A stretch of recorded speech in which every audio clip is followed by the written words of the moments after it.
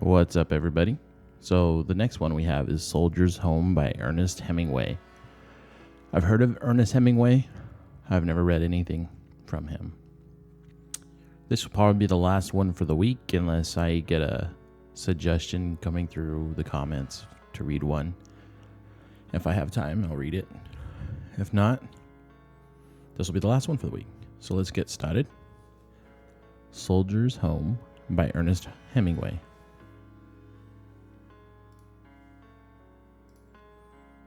Krebs went to the war from a Methodist college in Kansas. There's a picture which shows him among his fraternity brothers, all of them wearing exactly the same height and style collar. He enlisted in the Marines in 1917 and did not return to the United States until the 2nd Division returned from the Rhine in the summer of 1919. There is a picture which shows him on the Rhine with 2 German girls and another corporal. Krebs and the corporal look too big for their uniforms. The German girls are not beautiful. The Rhine does not show in the picture. By the time Krebs returned to his hometown in Oklahoma, the greetings of heroes was over. He came back much too late. The men from the town who had been drafted had all been welcomed elaborately on their return. There had been a great deal of hysteria. Now the reaction had set in. People seemed to think it was rather ridiculous for Krebs to be getting back so late, years after the war was over. At first, Krebs, who had been at Belleau Wood, Saugeons-the-Champagne, St. Mihiel, and in the Argonne, did not want to talk about the war at all. Later, he felt the need to talk, but no one wanted to hear about it. His town had heard too many atrocity stories to be thrilled by actualities. Krebs found that to be listened to at all, he had to lie. And after he had done this twice, he, too, had a reaction against the war and against talking about it. A distaste for everything that had happened to him in the war set in because of the lies he had told. All of the times that had been able to make him feel cool and clear inside himself when he thought of them, the times so long back when he had done the one thing, the only thing for a man to do, easily and naturally, when he might have done something else, now lost their cool, valuable quality and then were lost themselves. His lies were quite unimportant lies and consisted in attributing to himself things other men had seen, done, or heard of, and stating as facts certain apocryphal incidents familiar to all soldiers. Even his lies were not sensational at the pool room. His acquaintances, who had heard detailed accounts of German women found chained to machine guns in the Argonne forest, and who could not comprehend or barred by the patriotism from interest in any German machine gunners who were not chained, were not thrilled by his stories. Krebs acquired the nausea in regard to experience that is the result of untruth or exaggeration. And when he occasionally met another man who had really been a soldier, and they talked a few minutes, in the dressing room at the dance he fell into the easy poise of old soldier among other soldiers. They had been badly, sickeningly frightened all the time. In this way, he lost everything. During this time, it was late summer. He was sleeping late in bed, getting up to walk downtown to the library to get a book, eating lunch at home, reading on the front porch until he became bored, and then walking down through the town to spend the hottest hours of the day in the cool dark of the pool room. He loved to play pool. In the evening, he practiced on his clarinet, strolled downtown, read, and went to bed. He was still a hero to his young sisters. His mother would have given him breakfast in bed if he had wanted it. She often came in, he was in bed, and asked him to tell her about the war. But her attention always wandered. His father was non-committal. Before Krebs went away to the war, he had never been allowed to drive the family motor car. His father was in the real estate business and always wanted the car to be at his command when he required it to take clients out into the country to show them a piece of farm property. The car always stood outside the First National Bank building where his father had an office on the second floor. Now, after the war, it was still the same car. Nothing was changed in the town except that the young girls had grown up. But they lived in such a complicated world of already defined alliances and shifting feuds that Krebs did not feel the energy or the courage to break into it. He liked to look at them, though. There were so many good-looking young girls. Most of them had their hair cut short. When he went away, only little girls wore their hair like that, or girls that were fast. They all wore sweaters and shirts, waists with round Dutch collars. It was a pattern. He liked to look at them from the front porch as they walked on the other side of the street. He liked to watch them walking under the shade of the trees. He liked to round Dutch collars above their sweaters. He liked their silk stockings and flat shoes. He liked their bobbed hair and the way they walked. When he was in town, their appeal to him was not very strong. He did not like them when he saw them in the Greek's ice cream parlor. He did not want them themselves, really. They were too complicated. There was something else. Vaguely, he wanted a girl, but he did not want to have to work to get her. He would have liked to have a girl, but he did not want to have to spend a long time getting her. He did not want to get into the intrigue and the politics. He did not want to have to do any courting. He did not want to tell any more lies. It wasn't worth it. He did not want any consequences. He did not want any consequences ever again. He wanted to live alone without consequences. Besides, he did not really need a girl. The army had taught him that. It was all right to pose as though you had to have a girl. Nearly everybody did that. But it wasn't true. You did not need a girl. That was the funny thing. First, a fellow boasted how girls mean nothing to him, that he never had thought of them, that they could not touch him. Then a fellow boasted that he could not get along without girls, that he had to have them all the time, that he could not go to sleep without them. That was all a lie. It was all a lie both ways. You did not need a girl unless you thought about them. You learned that in the army. Then sooner or later, you always got one. When you were really ripe for a girl, you always got one. You did not have to think about it. Sooner or later, it would come. He had learned that in the army. Now he would have liked a girl if she had come to him and not wanted to talk. But here at home, it was all too complicated. He knew he could never get through it all again. It was not worth the trouble. That was the thing about French girls and German girls. There was not all this talking. You couldn't talk much, and you did not need to talk. It was simple, and you were friends. He thought about France. Then he began to think about Germany. On the whole, he had liked Germany better. He did not want to leave Germany. He did not want to come home. Still, he had to come home. He sat on the front porch. He liked the girls that were walking along the other side of the street.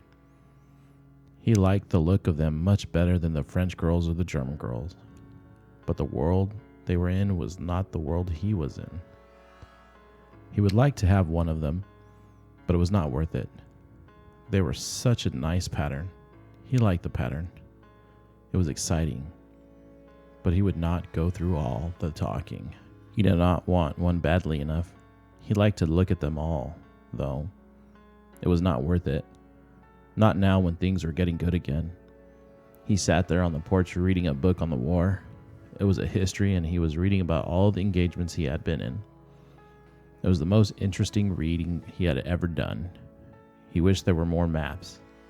He looked forward with a good feeling to reading all the really good histories when they would come out with good detail maps. Now, he was really learning about the war. He had been a good soldier. That made a difference. One morning, after he had been home about a month, his mother came into his bedroom and sat on the bed. She smoothed her apron.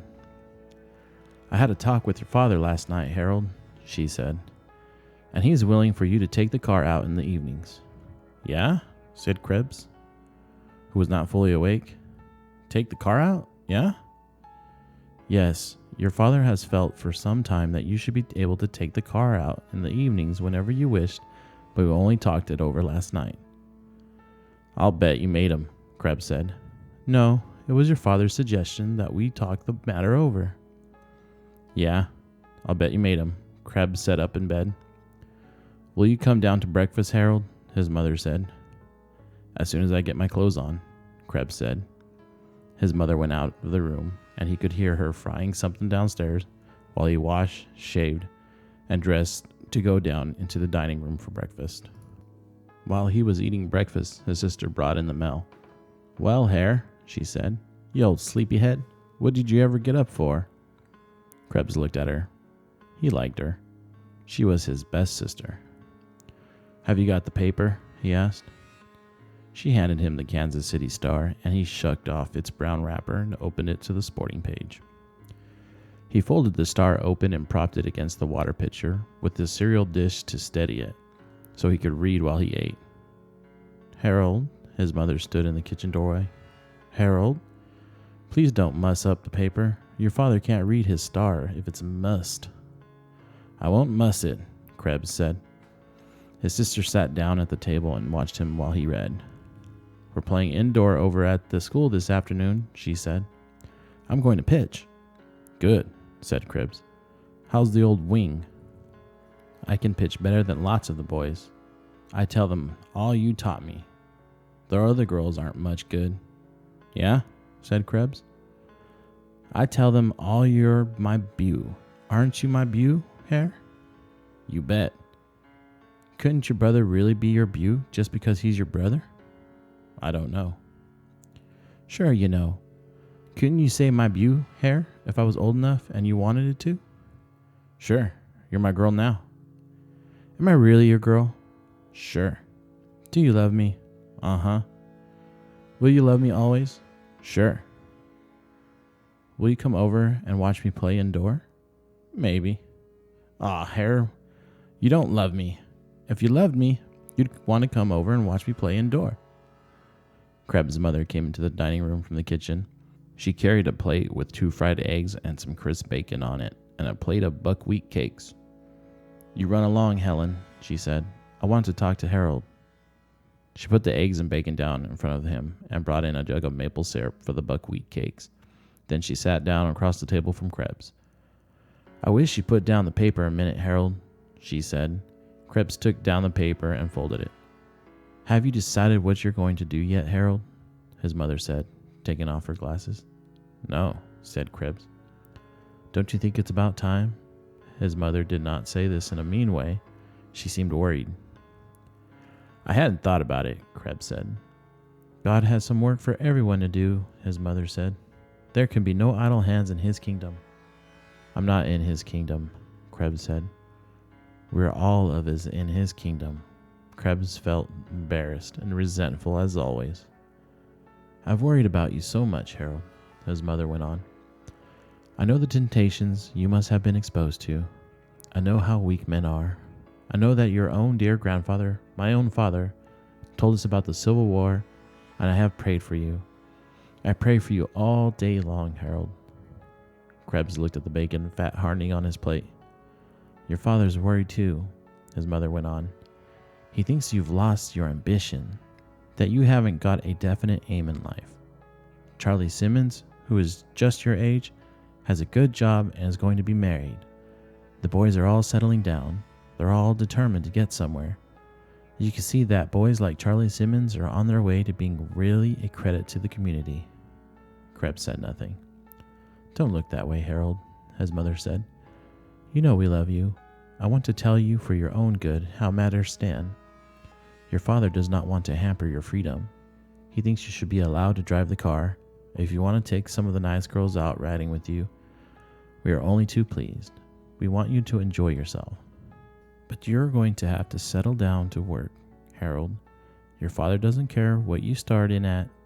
All work is honorable, as he says. But you've got to make a start at something. He asked me to speak to you this morning, and then you can stop in and see him at his office. Is that all? Krebs said. Yes.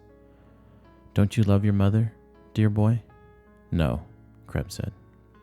His mother looked at him across the table. Her eyes were shiny. She started crying. I don't love anybody, Krebs said. It wasn't any good. He couldn't tell her. He couldn't make her see it. It was silly to have said it. He had only hurt her. He went over and took hold of her arm. She was crying with her head in her hands. I didn't mean it, he said. I was just angry at something. I didn't love you. His mother went on crying. Krebs put his arm on her shoulder.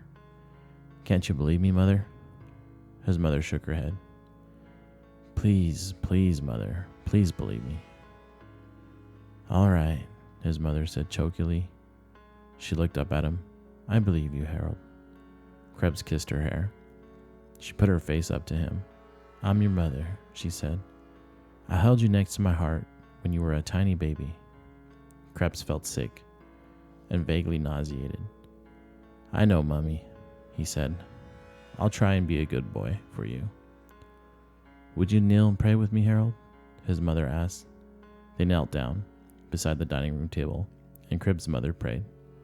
Now, you pray, Harold, she said. I can't, Krebs said. Try, Harold. I can't.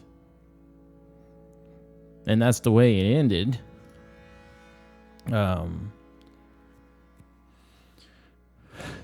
don't know what the point of the story was, other than like maybe like for signs of like a PTSD. A question I'm supposed to be answering is what specific details could you use to argue that Hemmingway means Krebs to be or not to be a sympathetic figure? I mean, I guess there's arguments for both when you go in there. Maybe war has made him callous, which isn't necessarily something to be sympathetic towards. But maybe when you become callous, you can show no sympathy for others, and that in itself is something to be sympathetic for. I don't know. I'm going to have to write about something about this. I think this is the story I want to write about. The other ones, nothing really stood out to me. That's it, you guys. So as always, you can leave your comments and suggestions on the YouTube version of this. You can always find me on Twitter and IG, the gram.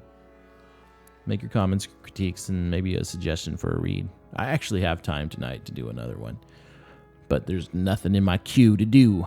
So with that, I will see you guys later. Peace out.